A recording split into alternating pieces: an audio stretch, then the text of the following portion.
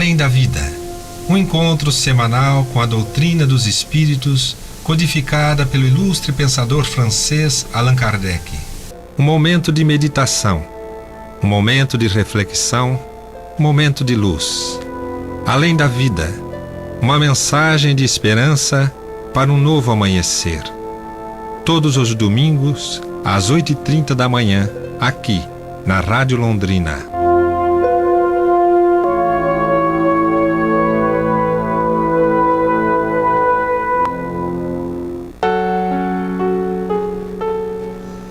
Bom dia, prezados ouvintes da Rádio Londrina. Uma alegria estar aqui novamente com vocês. Quem está falando é a Terezinha. Bom dia a todos vocês. Que nós tenhamos uma manhã de bastante aprendizado, de bastante estudo, né? Bom dia, está aqui comigo o Antônio Marcos, né? Meu companheiro de todos os terceiros domingos. A gente está sentindo um pouquinho a ausência do nosso companheiro Miguel, né? Mas ele está com outras atividades e não pôde estar aqui, mas no próximo ele estará. Bom dia, Antônio Marcos, bom dia, Cacá. Bom dia, Terezinha, bom dia, Cacá, bom dia, queridos ouvintes.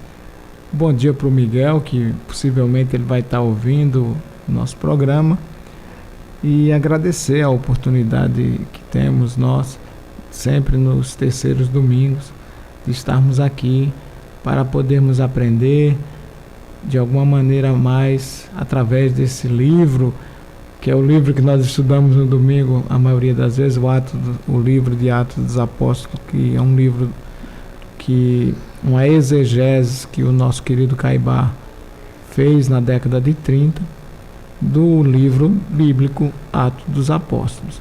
Então, é uma oportunidade muito grande estar aqui para nós estudarmos sobre esse livro e sobre outras coisas mais que o programa nos oferece e oferece a todos vocês, meus queridos. Um abraço também, né, Antônio, aqueles que estão lá no Allan Kardec agora, né, que já daqui a pouquinho eles já começam o trabalho deles lá também, as atividades deles também, que eles sintam-se abraçados. Como primeiro momento, então, a gente vai trazer o momento espírita, que traz como título hoje a ação da amizade.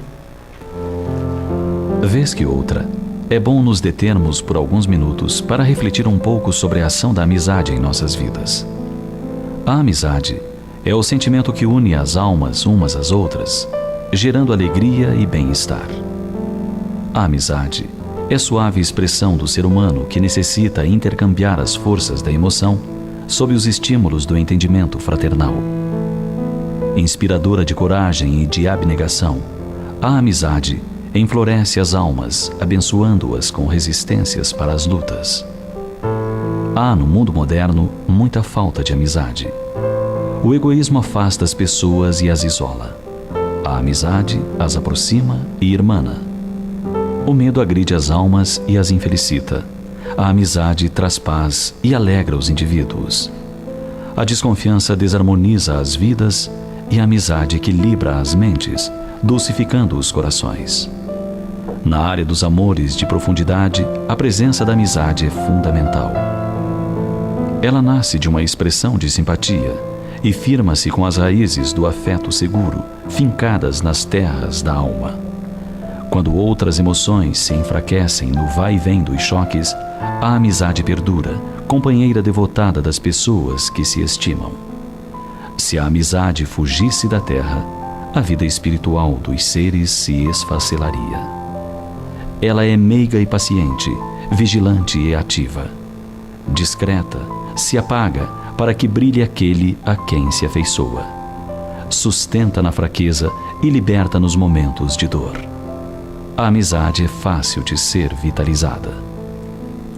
Cultivá-la constitui dever de todo aquele que pensa e aspira, porquanto ninguém logra o êxito se avança com aridez na alma ou indiferente no enlevo da sua fluidez. Quando os impulsos sexuais do amor nos cônjuges passa, a amizade fica. Quando a desilusão apaga o fogo dos desejos nos grandes romances, se existe amizade, não se rompem os liames da união. A amizade de Jesus pelos discípulos e pelas multidões dá-nos até hoje a dimensão do que é o amor na sua essência mais pura, demonstrando que ela é o passo inicial para essa conquista superior, que é a meta de todas as vidas e mandamento maior da lei divina.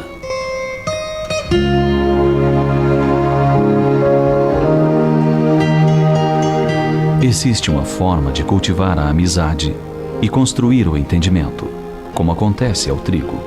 No campo espiritual do amor, não será possível colher sem semear. Examine, pois, diariamente a sua lavoura afetiva. Irrigue-a com a água pura da sinceridade, do perdão, da atenção, sem esquecer jamais do adubo do amor, do carinho e do afeto. Imite o lavrador prudente e devotado, e colherá grandes e preciosos resultados.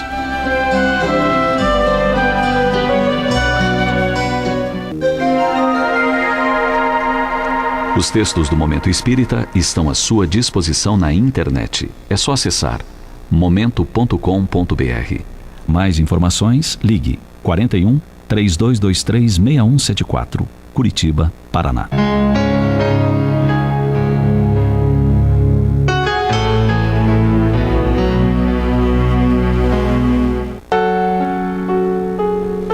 Tá aí, prezados ouvintes, o Momento Espírita, né, nos trazendo a ação da amizade. E é bastante interessante, né, o tema que ele estava falando ali, porque a amizade é uma coisa tão profunda, né, que eu acredito, porque ela vence, a amizade ela vence mesmo barreiras, né, quando aquela amizade mesmo, ela vence barreiras. A gente tem, ele estava falando ali, eu estava me recordando, eu tenho uma amiga que é amiga de infância.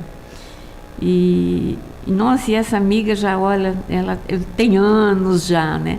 A gente não está sempre juntas, não, né? Fala assim, está todo dia junto. Não, a gente não está junto todos os dias. Mas é como se estivéssemos, porque quando a gente se encontra, nossa, é como se a gente tivesse se visto há 10 minutos atrás. O sentimento é tão profundo, é uma coisa tão valiosa, que a gente tem que a gente tem que preservar, né? Porque a gente não tem assim tantos amigos, né? A gente tem assim companheiros, colegas, né? Mas amigo, aquele que está ali para toda hora, porque der e vier, quando você está alegre, quando você está triste, ele está ali do teu lado, ele está te amparando, ou mesmo assim, às vezes de longe ele está falando, olha, mas eu estou aqui, tá? É uma coisa assim impressionante, né, Antônio? É uma coisa que não tem nem palavra para descrever, né? Não tem. Você falou quando nós estamos tristes ou quando estamos felizes. O verdadeiro amigo, ou quando nós somos o amigo, né? Porque a amizade é uma via de mão dupla, né? Você é amigo e você tem amigos. E ser amigo é aceitar o outro do jeito que ele é. Como ele é. Com erros e acertos. Principalmente quando nós estamos errados e que vacilamos e que é muito difícil de conseguirmos ver isso e enxergar os nossos próprios erros. Isso aí é um ensinamento de Jesus muito antigo, né? Vedes o argueiro no olho do teu irmão e não vedes a trave na tua frente. E você vendo esse erro do teu amigo e o teu amigo vendo o teu erro, e mesmo assim essa amizade permanece. E a frase impactante que toca o meu coração é quando ele diz, né, que no campo do amor é impossível semear sem colheita. É impossível, porque esse campo ele é muito fértil. Ele é maravilhoso, esse campo, né? Porque é justamente esse campo que nós estamos tentando semeá-lo há milênios. Há milênios, há milênios. E Jesus é esse obreiro que veio à terra, esse irmão mais velho, né, que veio à terra para justamente ensinarmos a semear esse campo, o campo do amor. e que semeou tão bem, mas semeou de uma maneira tão bela e profunda que mesmo seus recursos que nós temos hoje, que conhecemos sobre divulgação, marketing, ele não tinha nada disso e a palavra dele permanece até hoje. É incrível como ele tinha profundidade no seu ensinamento do amor. É maravilhoso conhecer Jesus. Ele te modifica profundamente e para sempre. Eu acredito nisso. Eu acho assim, o amigo, aquele amigo mesmo, quando eu falo aquele meu amigo mesmo, estou falando dessa minha amiga, às vezes você nem precisa falar. Ela te olha, ela sabe, ela te conhece tão bem, que ela te olha e sabe se você tem um problema, passando por alguma dificuldade, por um problema, se você está triste, se você não está, não é? É uma ligação muito profunda a amizade. Quando ela é uma amizade fértil, sincera, ela é muito profunda. Essa minha amiga, ela é muito interessante, porque quando às vezes a gente conversa, né, ou estamos juntos e a gente conversa alguma coisa, e às vezes a gente vai sair alguma coisa, eu falo para ela assim, o que você acha? Tá bem do jeito que eu tô? Ela fala assim, você quer que eu fale a verdade ou eu minto? Quer dizer, não precisa nem responder mais nada, né? Ela é bem sutil, né? Quando ela vai falar assim, sinceridade. Ela é bem sutil na sinceridade dela. Você quer que eu fale a verdade ou que eu minta? Então, aí você já sabe, né? Vamos trocar de roupa, porque não tá bom isso daqui, não. Então, a amizade é uma coisa tão perfeita, e é aquela pessoa, né, com quem você corre quando você, às vezes, precisa falar, precisa desabafar, né, é ela que está ali para te ouvir, né, mas tem que ser uma coisa muito recíproca, viu, gente, porque muitas vezes a gente se engana com a amizade também, né. Ela é recíproca, né, a amizade, por isso que eu falei, né, é uma via de mão dupla, né, e quando ele comenta sobre os cônjuges, que quando a gente chega numa idade que todo aquele desejo sexual se acaba, vai embora, a amizade permanecendo, esse relacionamento... Não tem como não dar certo, né? Dá certo, ele continua. Continua, porque a amizade fica. A amizade é maravilhosa e é uma coisa que nós aprendemos com o amor. Com certeza, o amor sempre. Então, gente, vamos lá, né? Passar para o nosso programa, para o nosso estudo, né? A gente está já há bastante tempo, né? Há anos já nós estamos estudando o livro de Caibar Schutel, Vida e Atos dos Apóstolos. Antes de nós entrarmos no tema de hoje, a gente só vai fazer uma recapitulaçãozinha do tema anterior, que falava que era Paulo e Silas em Tessalônica. E esse Paulo e Silas em Tessalônica, ele está no capítulo 17, de 1 a 9. E hoje nós vamos falar do capítulo 17, de 10 a 12. Então, é uma continuação do que nós estudamos no programa passado. Então, recapitulando, no programa anterior, então, Paulo e Silas, eles estavam em Tessalônica e eles chegando lá, eles já encontram Paulo, Silas, já encontram uma sinagoga de judeus e ele fica nessa sinagoga pregando por 3 sábados. Muitos dos que estavam ali foram convertidos, vamos dizer assim, né? Mas houve Paulo teve bastante dificuldade com os tessalônicos, porque ele tinha que argumentar, ele tinha que persuadir, ele teve que fazer um trabalho bem árduo mesmo. E aí, né, ele acabou, associaram-se a eles, então, uma grande multidão, né, de gregos devotos, né?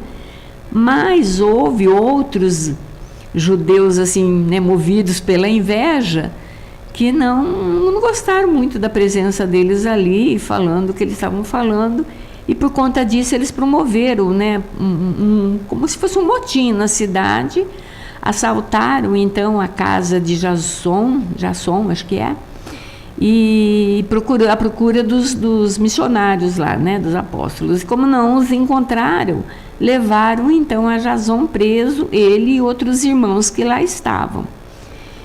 E eles só foram soltos né? Depois que eles postaram, né? Prestaram fiança, então eles foram soltos. E aí, então, a gente começa o capítulo que nós vamos estudar hoje, né? Os sucessos de Bereia. Os sucessos de Bereia. Então, vamos dando continuidade à nossa leitura, no capítulo 17, versículos 10 e 12 do livro Atos dos Apóstolos. Logo pela noite, os irmãos enviaram a Paulo e Silas para a Bereia. E tendo eles ali chegado, foram à sinagoga dos judeus. Ora, estes eram mais nobres do que os de Tessalônica, porque receberam a palavra com toda avidez, indagando diariamente nas Escrituras se estas coisas eram assim. De sorte que muitos deles creram, bem como não poucas mulheres gregas de boa posição e homens. Essa passagem, comentando um pouquinho, é interessante que na palavra do próprio Lucas, que foi o responsável pela escrita dos Atos, ele diz que esse pessoal, o povo de Bereia, eles eram mais, vamos dizer assim, evoluídos, né? Mais educados. Eles tiveram um outro comportamento referente à presença de Paulo e Silas, diferente dos tessalônicos. Os tessalônicos, verdade. Diferente, então, né? Que era um pessoal mais conservador, usando aquele termo que nós dizemos, que não aceitam a mudança, que os ensinamentos de Jesus, eles são os ensinamentos novos, que estão vindo para nos ajudar até hoje. E eles não iam sobrepor os ensinamentos de Moisés, mas, ao contrário, ele dá continuação. Mas essa coisa do poder, de estar ali e mandar, e de querer ter o conhecimento para si, Jesus não era dessa forma. Ele não queria o poder, ele não queria o conhecimento para ele queria compartilhar esse conhecimento. Ele queria dividir conosco tudo que ele sabia.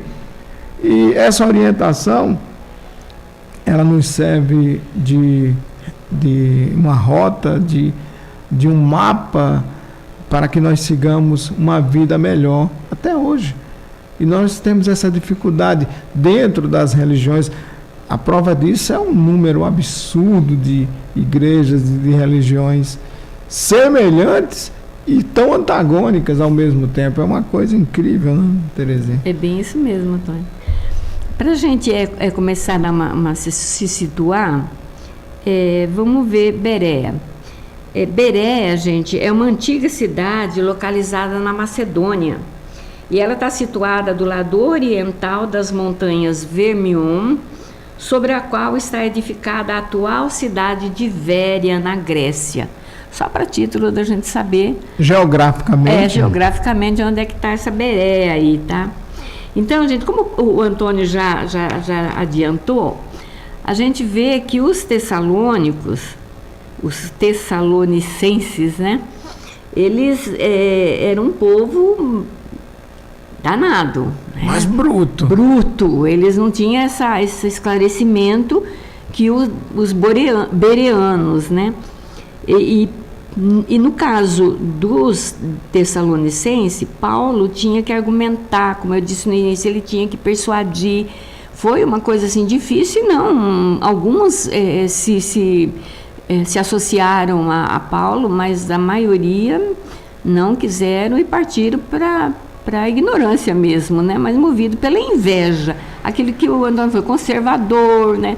Não quer ver um outro lá que vem e fala bem e tudo, já começa a ficar meio com preocupação. Enquanto que os bereanos, ao contrário, eles não duvidaram e eles receberam a Paulo e Silas com cortesia, eles receberam com boa vontade. Eles mostraram uma atitude de respeito ao próximo, né? E aí até Caibar, ele vai falar aqui no início dos comentários que ele vai fazer, ele vai dizer assim, ó, o povo de Berea era muito mais adiantado que os de Tessalônica e recebiam a palavra com o coração aberto, tanto homens quanto mulheres, judeus como gregos.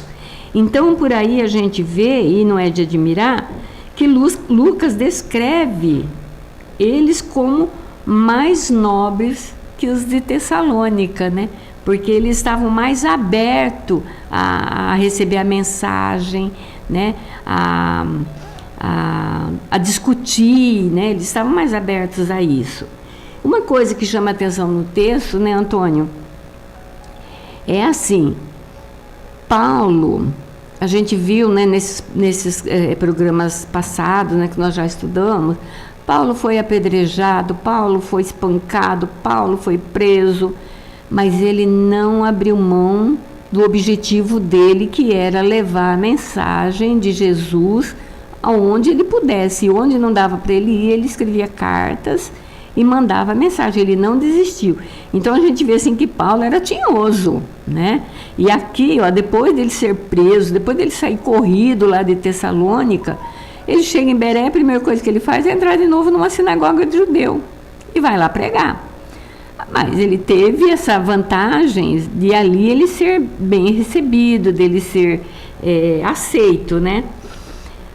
E outra coisa que a gente vê bem interessante no texto, e a gente depois o Antônio também pode comentar, é que ele fala aqui, ó, porque receberam a palavra com toda a avidez. Então esses bereanos, eles receberam a palavra, eles estavam dispostos a ouvir. Eles tinham a palavra de Deus, né, em grande estima. E receberam a palavra com interesse. Eles tinham sede de conhecimento. Isso, e tinham desejo de aprender. Mas ele continua falando aqui, ó, indagando diariamente nas escrituras, quer dizer, eles examinavam diariamente as escrituras. Exato. Então, por maior que fosse o desejo deles de aprender, de entender, aquela avidez, aquela ânsia do conhecimento de tudo, eles tinham tudo isso, mas eles não eram tolos. Exato, você só aprende questionando. Sim, é o que é indagando. Você não aprende ficando em silêncio e ficando numa situação de como ficou os tessalonicenses, acuados e depois revidando. Eles, ao contrário, eles não eram tolos. Eles ouviam o que Paulo e Silas pregavam, e depois eles iam lá nas escrituras. Eles conferiam nas escrituras e questionavam assim, desse jeito. E isso é maravilhoso, é assim que nós aprendemos. Não, mas é assim que tem que ser, e o que a gente tem que fazer até hoje, né? A gente não pode ir aceitando assim. E aí a gente vai ver, eles confrontar para ver se aquilo que Paulo falava era verdadeiro. E é o que a gente tem que fazer hoje, não é ir aceitando tudo que vai jogando aqui na nossa cabecinha, e a gente vai aceitando como verdades, né? E eles não fizeram isso. E aí a gente vai ver assim, ó, o que eles estudavam, as escrituras que eles estudavam, né, Antônio, eram o Antigo Testamento, né? Exatamente, os profetas, a Torá, os profetas, aquelas coisas. E Paulo vinha ensinando, estava com uma filosofia nova, ensinando os ensinamentos de Jesus. Então, o que eles faziam? Eles ouviam o que Paulo pregava, aí eles iam conferir lá nas escrituras com os profetas, para ver, olha como eles eram danadinhos, para ver se o que Paulo falava e o que os profetas diziam se harmonizavam, se estava em harmonia aquilo lá. Eles queriam ter certeza de que o que Paulo pregava, de fato, era verdade. Olha que... E de fato, está em harmonia com o Velho Testamento, porque é uma continuidade, continuação. Uma continuidade. E o mais interessante que eu vi, Antônio, é que ele fala aqui diariamente. Então, eles não pegavam as escrituras para olhar só assim, em algumas horas no sábado. De formas esporádicas. Assim, não, eles estudavam, eles estavam ali diariamente. E Paulo, pelo que a gente percebe e alguns textos falam, ele ficou alguns dias, né, em Bereia. E todos os dias esses bereanos se encontravam com Paulo e discutiam as Escrituras. Exatamente. Eles discutiam, e Paulo também era um conhecedor, né, até porque Paulo era Saulo. Era Saulo, ele tinha também muito conhecimento, ele trazia aquilo lá muito vivo nele. E então ele conseguia argumentar, ele conseguia conversar, discutir, explicar. Ele tinha essa condição, né, de fazer, porque ele conhecia e ele acreditava. Tanto que ele acreditou tanto enquanto Saulo, como ele acredita enquanto Paulo, né? Ele era muito fiel a isso daí. Então, a gente vê também, Antônio, que a preocupação deles não era quem estava falando, mas era o que eles estavam falando. Olha só. Porque eles iam conferir, né? Eles iam conferir, eles ouviam e iam conferir. Não importa quem é que estava lá pregando, para ele não importava se era Paulo, se era Silas, se era sei lá quem, mas era o que ele estava pregando, se estava dentro da verdade. E isso, Antônio, me faz recordar, me faz pensar que isso é uma prática que nós deveríamos adotar hoje, não é? Não importa de onde vem a informação. Às vezes você pensa assim, porque a informação vem lá do fulano de tal, e você fala, então é verdadeira. Não importa. E você vai encontrar isso na própria metodologia da doutrina espírita. A doutrina espírita, quando surge com a proposta de renovação do cristianismo, de dar continuidade, ela sofre a mesma perseguição, e o Allan Kardec, como ele recebe os ensinamentos dos espíritos, ele sempre faz o quê? Essa avaliação. Porque lá atrás a gente vai aprender com João, analisar se os espíritos que nos falam vêm de Deus, né? E a gente vai ver muito bem isso daí, Antônio, no capítulo 19, no Evangelho segundo o Espiritismo, quando ele vai falar a fé transporta a montanha, lá no item 6, mas um pouquinho antes, no item 4, me parece. Eu vou dar uma olhada aqui, gente, para a gente confirmar. O Antônio, ele não precisa nem ver o Evangelho aqui, que ele já sabe tudinho. Kardec, ele vem falar... Parece verdade.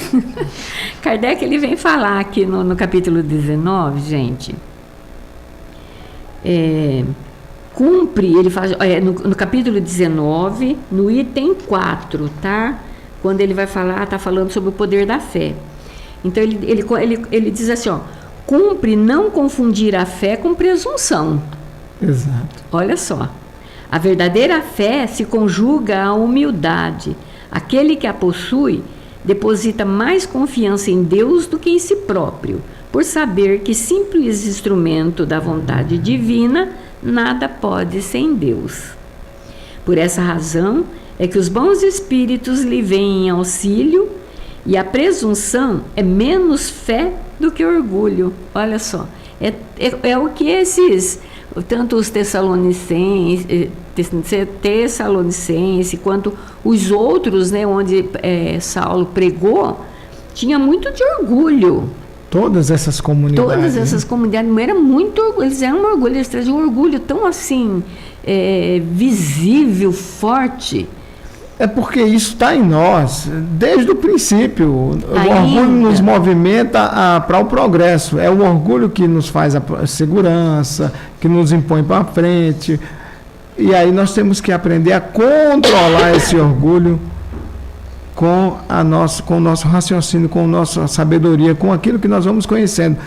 Conciliar tudo isso. Esse é um trabalho que nós estamos fazendo há milênios, com o próprio Espírito, que somos nós, em estado de evolução. É um vício, né, Antônio? É um vício que a gente traz há tanto tempo E não sabe ainda quanto tempo mais. E eu diria que nós não vamos deixar de ter o orgulho, mas ele vai ser, vai ser controlado. Sim, ele tem que ser, ele tem que ter tudo aquilo que passa da medida, do limite, do controle, ele passa a ser prejudicial, tem que estar equilibrado, né? Ele tem que ter um equilíbrio. E a gente vê que para alcançar os sucessos, como é o título. É o que ele fala aqui, ó. E o orgulho é sempre castigado cedo ou tarde pela decepção e pelos malogros que lhes são infringidos. Olha só. Porque chega uma hora você acaba se decepcionando mesmo, né? Puxa, tudo aquilo de que eu me orgulhava tanto, que eu achava. Hoje eu me envergonho. Hoje não tem mais finalidade nenhuma. Eu não tenho mais orgulho daquilo que eu fiz no passado. Sim. Ele me serve de experiência para que eu não volte a cometer os mesmos erros. É lição, tudo na vida é lição, lições, né? Que a gente aprende. Por isso a experiência da reencarnação. Da reencarnação. Bendita reencarnação, maravilhosa. Mas é verdade. E aí, Antônio, ele vai falar depois, lá no item 6, ele vai falar no item 6, no item 7. Do capítulo da fé transporta montanhas. Isso, ainda no capítulo da fé transporta montanha. Ele vai falar no item 6 e no item 7. Ele vai falar sobre a fé religiosa, que é uma condição da fé inabalável. Quando ele vai falar da fé raciocinada. Exato. Então a gente vê que na situação aqui de Berea, esses bereanos, eles tinham uma fé raciocinada. Eles confrontavam, eles queriam ver a verdade. Eles não aceitavam assim a coisa como vinha, né? Poderia falar assim, olha, ele está falando uma coisa tão bonita, e não sei o que, eu vou ficar com ele. Mas nem sabe por quê. Não, eles iam, eles confrontavam, viam que era verdade, que aquilo era real, e aí então sim, uns se convertiam, outros continuavam dentro, mas consciente. Mas eles estavam mais conscientes.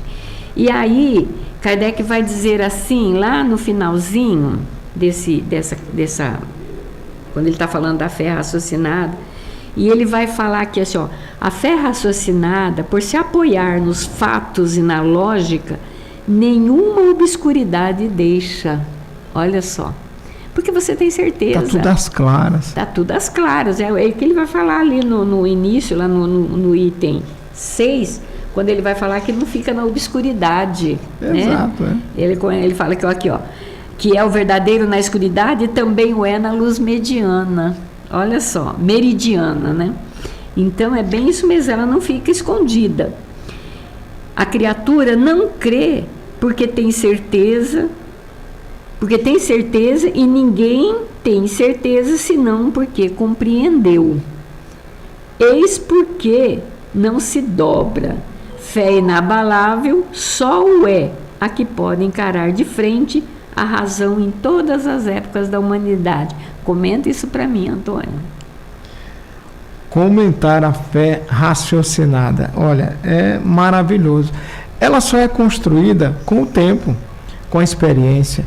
E eu pensei aqui em fazer esse comentário lembrando dessa personalidade Saulo, que se tornou Paulo. Ele é um exemplo vivo. Ele é o responsável por toda essa expedição de levar o conhecimento. Um homem que perseguia cristãos com um extremo conhecimento da Torá. Um homem culto que falava várias línguas. Um homem bonito, um homem poderoso. E que, ao se encontrar com Jesus, se rendeu.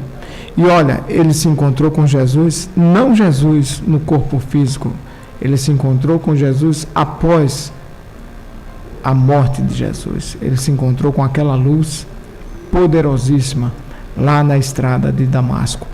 Então, a vida desse homem, Saulo, que torna-se Paulo, é o exemplo de fé raciocinada. Porque um homem que sai de perseguidor para se tornar um perseguido, porque ele quer modificar. E ele aprendeu isso com a própria vida.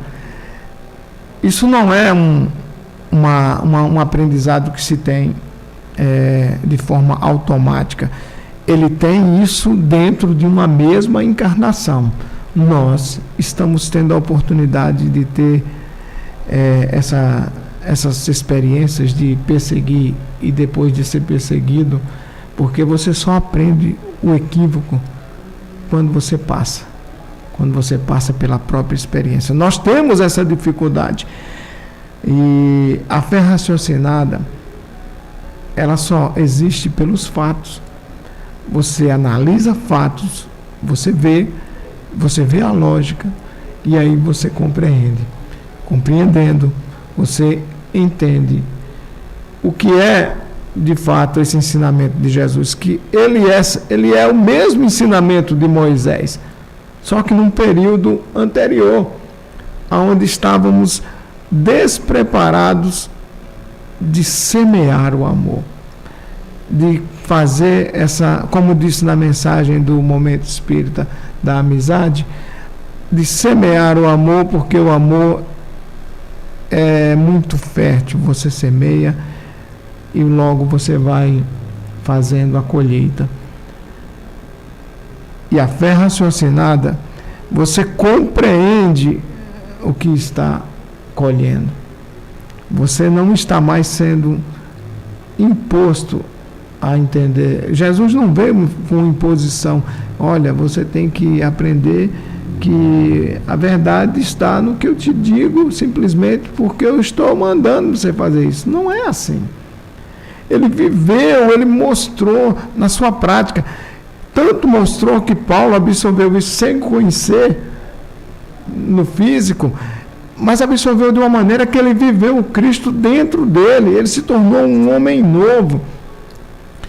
Por isso eu digo que o Paulo é um exemplo de fé raciocinada, e esse homem que fez a expedição para levar a palavra do Evangelho novo, que é os ensinamentos de Jesus, mostrando a continuidade dos ensinamentos que estão lá na Torá, para que nós aprendêssemos justamente a viver em harmonia e paz, viver sem o desejo excêntrico de poder, mesmo que ele seja ali dentro do nosso ambiente doméstico, que nós temos uma limitação a estar cercado ali no nosso ambiente doméstico, e nós somos cercados ali dentro da nossa casa, e às vezes nós queremos, por ser o homem, ou por ser a mulher, quem sabe, mandar, dominar.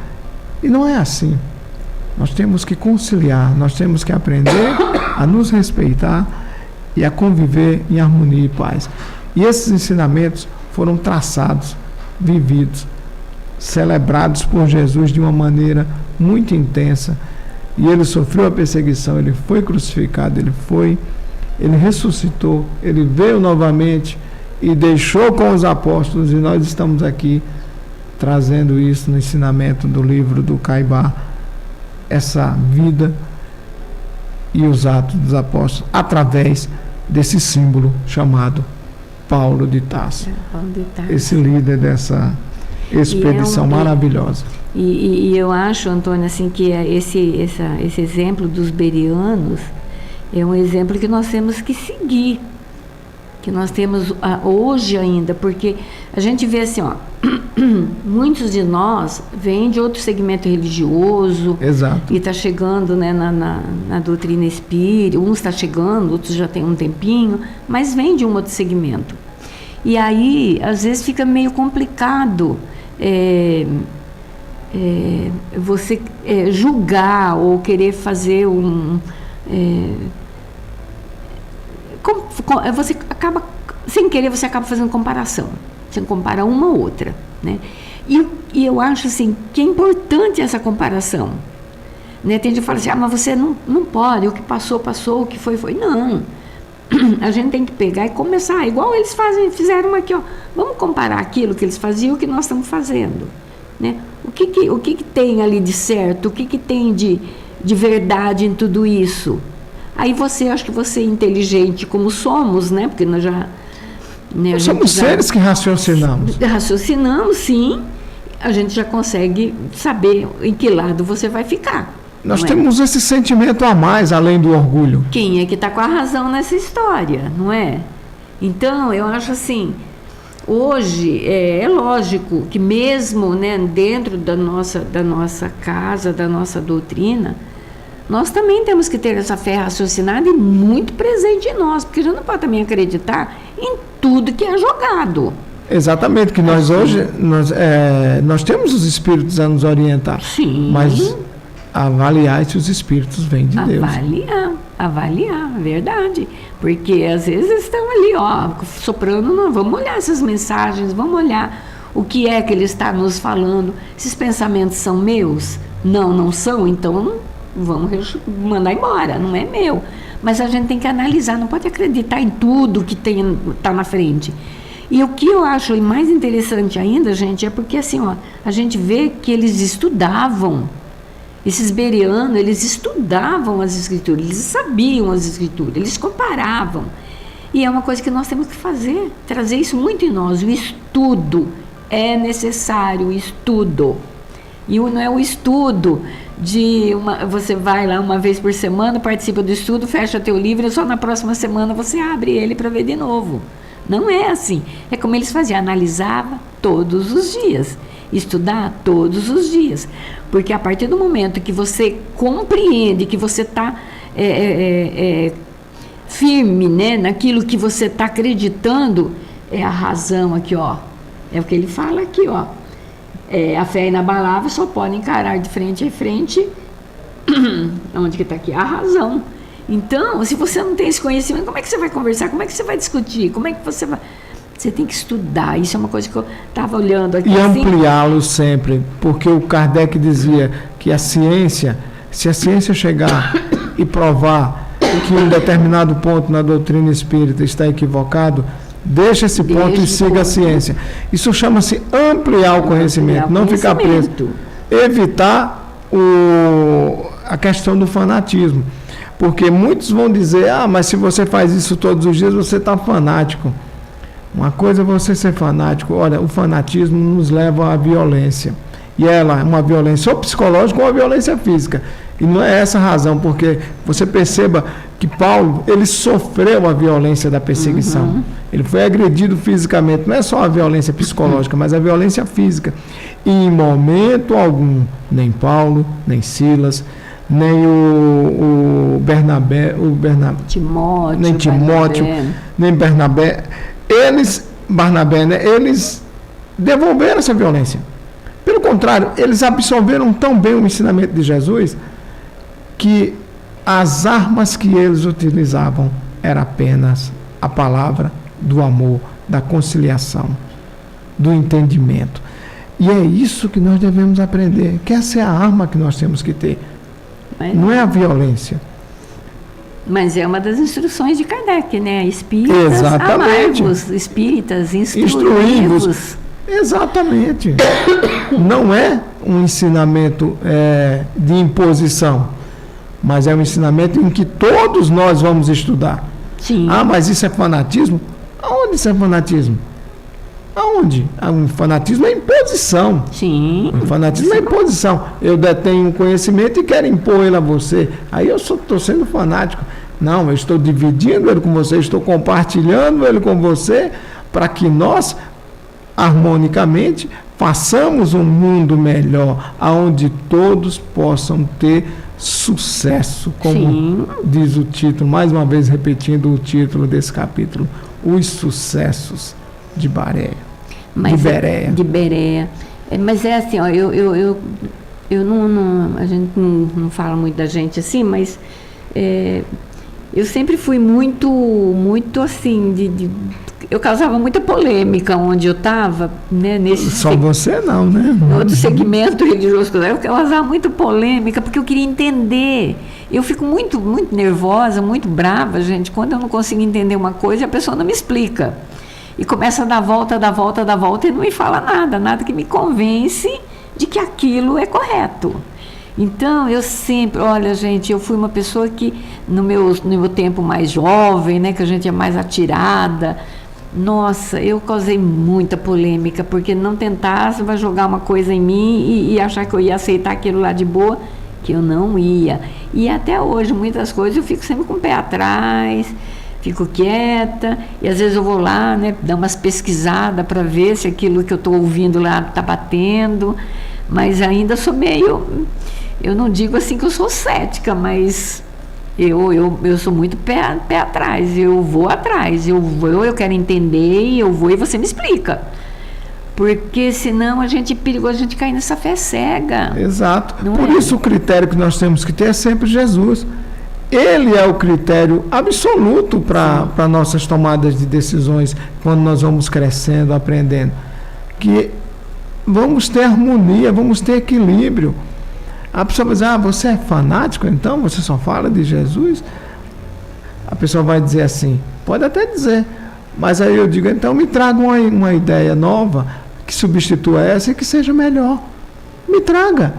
Apenas contestar é fácil. Me traga uma ideia nova que seja melhor do que a ideia que Jesus trouxe para nós.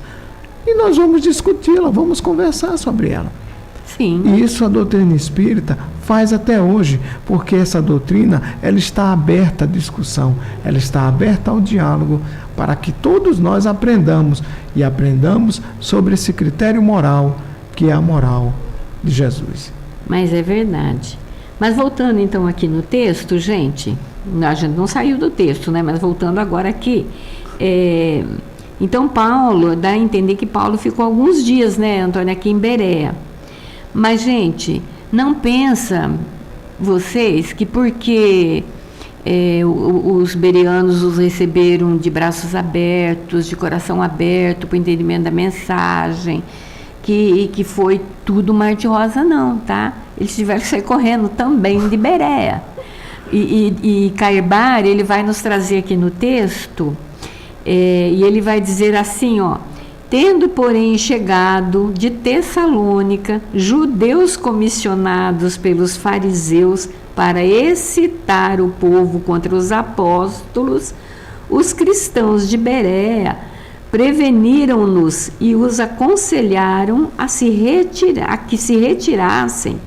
Mas Silas e Timóteo ficaram ali. Paulo seguiu para Atenas, ordenando a estes últimos que fossem depois ter com eles. Então, gente, é assim, eles estavam lá, estava indo tudo muito bem, obrigado, mas daí a pouquinho já chegou aquele povinho lá de Tessalônica e veio lá para fomentar de novo, fazer um motinzinho ali. E por conta disso, então, eles foram orientados, né, pelos irmãos que ali estavam, os bereanos, para que eles saíssem de lá antes que acontecesse uma coisa mais séria, né, que podia ser, de novo, espancamento, apedrejamento, prisão e daí por diante. E Paulo, então, ele se retira e vai para Atenas, fica Silas, né, Silas e Timóteo, que Timóteo aí se encontraram ali em Bereia, tá? E aí Timóteo passa a ficar junto com eles. E no programa que nós vamos fazer o mês que vem, então nós vamos falar agora de Paulo em Atenas, porque ele sai daqui de Bereia e vai para Atenas. E aí a gente vai estudar, então, Paulo em Atenas. Um antigo sonho de Paulo conhecer. Um antigo sonho, e a gente vai ver como que foi isso, gente. Bom, mas não dá mais para a gente falar sobre o tema de hoje. Eu acho que a gente conseguiu explicar bem o que estava aqui no texto, né? É necessário muito mais tempo, né, Bia? Ixi, nossa, tem muita coisa que a gente podia estar falando aqui ainda, mas o tempo não dá. A gente vai passar então agora para a reflexão espírita, né, com o Dr. José Antônio, que vai trazer como título A Cura dos 10 Leprosos. Vamos ouvir. Olá, amigos. Hoje nós vamos adentrar as páginas do Evangelho de Jesus. Vamos olhar para aquele momento em que Jesus, com seus apóstolos, deixaram a Galileia em direção a Jerusalém. Enquanto passavam por um povoado na Samaria, um estado entre a Galileia e o estado judeu, 10 leprosos surgiram no caminho. À distância, pararam, e de lá eles emitiram um apelo: Senhor, Mestre, tem compaixão de nós. Jesus olhou para eles com a imensa compaixão que o caracterizava e disse-lhes algo muito interessante: Ide, mostrai-vos aos sacerdotes. E eles foram, diz o evangelista Lucas. E enquanto eles estavam indo, eles foram percebendo que as suas lesões na pele foram desaparecendo. E eles se rejubilaram, ficaram muito alegres. E um deles voltou, se jogou diante de Jesus, colocou o rosto no chão, aos pés de Jesus, para agradecê-lo, agradecendo ao Pai, glorificando ao Pai, agradecendo ao Cristo por tê-lo curado. O que faz com que Jesus deixe a seguinte colocação: não eram 10 os que foram purificados, apenas um voltou. E esse um ainda é samaritano, é um estrangeiro, não é nem um judeu. Veja que interessante essa passagem, que é um dos milagres de Jesus, conforme relata o Novo Testamento, conforme estuda a doutrina dos Espíritos, dentro das leis naturais de Deus, o milagre, não existe um milagre, algo miraculoso, mas está dentro das leis de Deus. Jesus, naquela expressão de amor pura, ele nos adverte de algo naquele instante. Se eram 10 os que foram purificados, porque apenas um voltou, e nem era judeu, nem tinha compromisso com as leis da Torá, com os 5 livros de Moisés. Então vamos analisar com muito carinho esse momento para entender por que Jesus não fala em cura, fala em sacerdotes e de mostrar-os aos sacerdotes. Então, se nós formos procurar o Velho Testamento, nós vamos entender que existem 5 livros escritos por Moisés, né? A Gênesis, Êxodos, Levíticos, Números e Deuteronômio, que é a cópia do Levíticos, a cópia da lei que Moisés está recordando a Josué, porque Josué ia entrar na terra prometida, Moisés não tinha essa permissão de conhecer a terra prometida aos hebreus. Então, ele vai fazendo com que Josué recorde todas as leis que ele mesmo escrevera, que está em Levíticos. Essa recordação, que eles estudiosos chamam de a cópia da lei, ficou conhecida como Deuteronômio. Mas lá em Levítico, nas leis, existe todo um capítulo sobre os leprosos, onde os sacerdotes são como se fosse para nós hoje a vigilância sanitária, onde as pessoas que desenvolvessem algum tipo de mancha diferente na pele tinham que se apresentar aos sacerdotes para que eles identificassem se eram lesões ligadas à lepra ou não, como se fossem dermatologistas na época. Então cabia a eles discernir e definir se aquele indivíduo era ou não leproso. Por quê? Porque se fosse leproso, eles eram cadastrados como impuros, e a partir daquele momento ele era colocado à parte da lei. Eles estariam dentro de uma nova lei, a lei específica para os que eram portadores da lepra, como era chamada no Velho Testamento. É muito importante também recordarmos que a lepra foi, hoje é o nome de uma micobactéria que causa a doença, mas ela foi abolida dos dicionários médicos no Brasil em 1976 com um decreto do Ministério da Saúde, né, o decreto, a portaria número 165, onde a palavra hanseníase, que foi o mal de Hansen, o médico que estudou e descobriu a micobactéria, quem desenvolveu todos os estudos em cima dessa doença. Então é importante a gente saber que lepra é um termo usado no Velho Testamento e que designava a pessoa que era impura, como se tivesse sido abandonada por Deus, ou como nós diríamos hoje, um desgraçado. Então, dentro dessas leis, eles não podiam se aproximar das pessoas. A lei dizia que eles tinham que estar no máximo chegar a 4 côvados. O côvado é um tipo de medida que equivale a uma braçada. A braçada vai da ponta do dedo ao cotovelo. Então, uma braçada equivale ao tamanho da pessoa. É evidente que cada um vai ter uma braçada diferente, mas cada povo adotou uma medida. Lá, os hebreus adotaram a medida de 45 centímetros aproximadamente.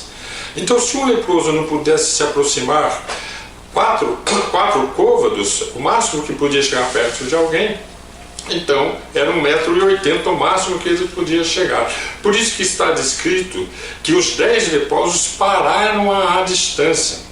E diz mais a lei, que quando for um vento contra, né, que venha em direção, passe pelos leprosos em direção às pessoas ditas sadias, tem que ser 10 metros. senão eles poderiam ser apedrejados. Então eram rigorosas as leis, e dizem os estudiosos depois, mais tarde, que a palavra lepra vem da palavra hebraica tsaraat, que quer dizer, na verdade, desgraça. É uma palavra mais social do que de uma doença física. Por que dizemos isso? Porque os sacerdotes, eles tinham que olhar a lesão. E na dúvida se aquela lesão seria lepra ou não, eles mandavam voltar em uma semana. Ou a doença iria já se encaminhando para uma doença que eles achariam que era lepra ou não. Se sim, já era impuro. Se não, volta dali a uma semana para confirmar então a sua cura e continuar como uma pessoa normal, uma pessoa sarada. É assim que funcionava. Então, quando Jesus diz ide mostrar aos sacerdotes, pode ter vários significados. Vai lá confirmar se vocês realmente são leprosos. Ou vai lá ver se essa doença está evoluindo, aprofundando como a lepra. Mas, na verdade, Jesus já os estava curando. E quando eles chegavam, ou fossem chegar diante dos sacerdotes, já não teria mais lesão nenhuma. E eles seriam, então, eliminados daquele livro de impuros e passariam ao livro dos curados. E o que aconteceu? Aconteceu que 9 prosseguiram em direção à sua ressocialização, à sua reintegração à sociedade. Mas um voltou dando glórias a Deus e se lançou aos pés de Jesus para agradecer a cura que havia recebido. Que lição que fica essa para nós quando Jesus fala, não eram 10? Só um voltou e não era judeu?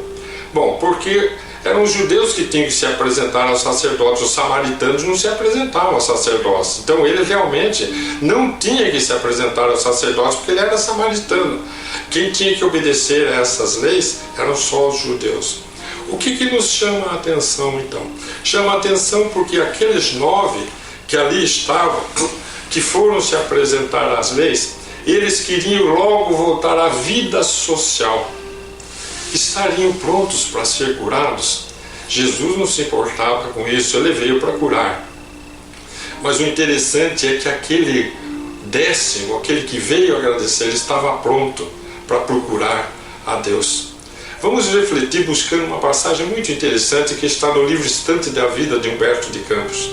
Humberto de Campos conta, no capítulo 32 do livro Estante da Vida, onde ele assina como irmão X, ele conta um caso em que ele, junto com um magnetizador, um espírito magnetizador, eles adentram uma enfermaria onde tem 4 doentes. Um com asma, outro com cólica, outro com pedras no rim, outro com artrite reumatoide, e todos pedindo a Deus, Senhor, Senhor, por favor nos cure, Senhor, por favor nos cure, como aqueles 10 leprosos.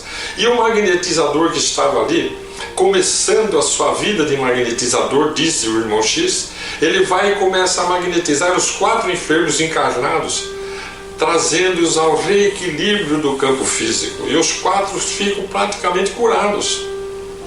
E eles vão embora felizes, os 2. Quando voltam na outra manhã para visitá-los, eles encontram um transtorno, os 4 transformados. Ninguém mais falava de Deus, ninguém mais suplicava a Deus, ninguém mais pensava em Deus, só pensavam nas coisas do cotidiano.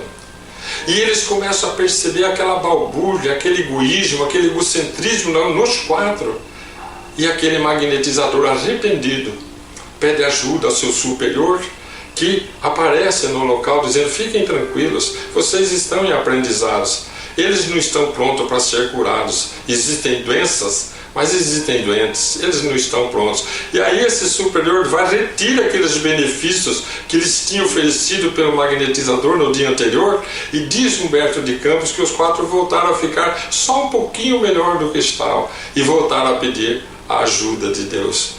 Interessante, 10 leprosos, todos pediam socorro divino, só um continuou procurando a Deus depois de curado. Guardemos essa reflexão.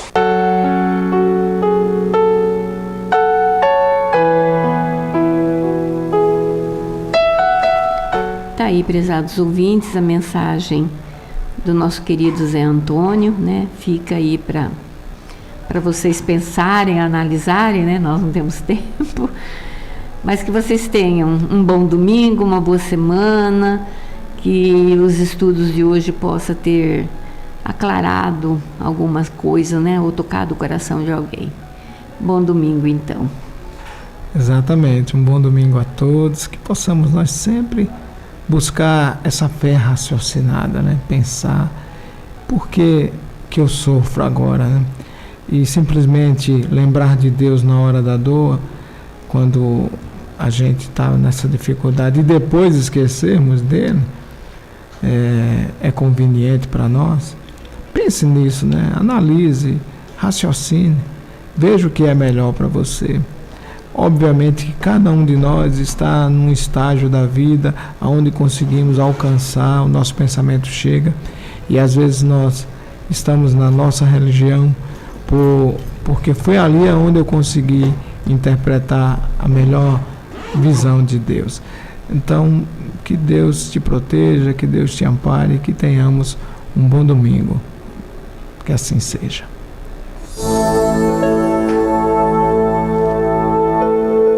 Além da vida, um encontro semanal com a doutrina dos espíritos, codificada pelo ilustre pensador francês Allan Kardec. Um momento de meditação, um momento de reflexão, um momento de luz. Além da vida, uma mensagem de esperança para um novo amanhecer. Todos os domingos, às 8h30 da manhã, aqui, na Rádio Londrina.